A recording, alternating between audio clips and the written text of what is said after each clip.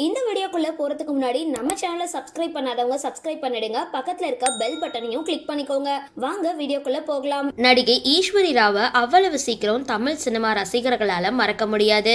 சினிமாவில் ஹீரோயின் ஆகணும் அப்படின்னு உள்ள நுழைஞ்ச அப்புறம் சின்ன திரையிலையும் தனக்கான அடையாளத்தை ஏற்படுத்தினவங்க. ராமன் அப்துல்லா படத்துல வர மருதாணி அரைச்சி வச்ச பாட்டு கேட்கும் போதெல்லாம் ஈஸ்வரியோட முகம் ஞாபகத்துக்கு வரும் அப்படின்றதுதான் நிதர்சனமான உண்மை.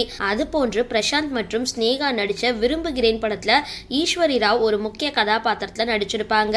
அவங்க நடிச்ச வெகுளித்தனமான அந்த கேரக்டருக்கு மாநில விருது கிடைச்சிருந்தது. ஈஸ்வரி ராவை தமிழகம் எங்குமே கொண்டாடி சேர்த்திருந்தது கஸ்தூரி சீரியல் தான். கிட்டத்தட்ட கோபுரங்கள் சாய்வதில்லை படத்தோட கதை தான். இருந்தாலும் இவங்களுடைய நடிப்பு பெரிய அளவுல கவனத்தை பெற்றிருந்தது. சிம்பு மற்றும் ஜோதிகா நடிச்ச சரவணா படத்துல பிரகாஷ் ராஜோட மனைவியா நடிச்சிருப்பாங்க. அது போன்று தனுஷ் நடிச்ச சுல்லான் படத்திலையும் அவங்களுக்கு அக்காவா நடிச்சிருப்பாங்க. அந்த படத்துல தனுஷ் தன்னை ரஜினி ரசிகையா காட்டியிருப்பாரு. இது ஒரு காட்சியில கதவுல ஒட்டப்பட்டு இருக்கிற ரஜினி போட்டோவோட தனுஷ் பேசிட்டு இருப்பாரு.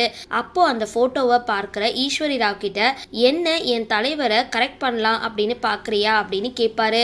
அதுல இருந்து கிட்டத்தட்ட 15 வருடங்கள் கழிச்சு தனுஷ் தயாரிச்சு ரஜினி நடிச்ச காலா படத்துல அவங்களுக்கு ஜோடியா ஈஸ்வரி ராவ் நடிக்க வச்சிருந்தாரு. காலா படத்துல ஈஸ்வரி ராவ் நடிச்ச செல்வி கதாபாத்திரம் அந்த படத்தோட அடையாளமாகவே மாறிடுச்சு. ரஜினியோட ஜோடி சேர எத்தனையோ பேர் காத்திருக்க யதார்த்தமா இவங்களை அவங்களுக்கு ஜோடி ஆக்குனது படத்தோட பெரிய வெற்றி. சரி, இந்த வீடியோ பத்தின உங்களோட கருத்துக்களை கீழே கமெண்ட் பாக்ஸ்ல போஸ்ட் பண்ணுங்க. வீடியோ பிடிச்சிருந்தா லைக் பண்ணுங்க, ஷேர் பண்ணுங்க, மறக்காம டிபி காபி சேனலை சப்ஸ்கிரைப் பண்ணுங்க.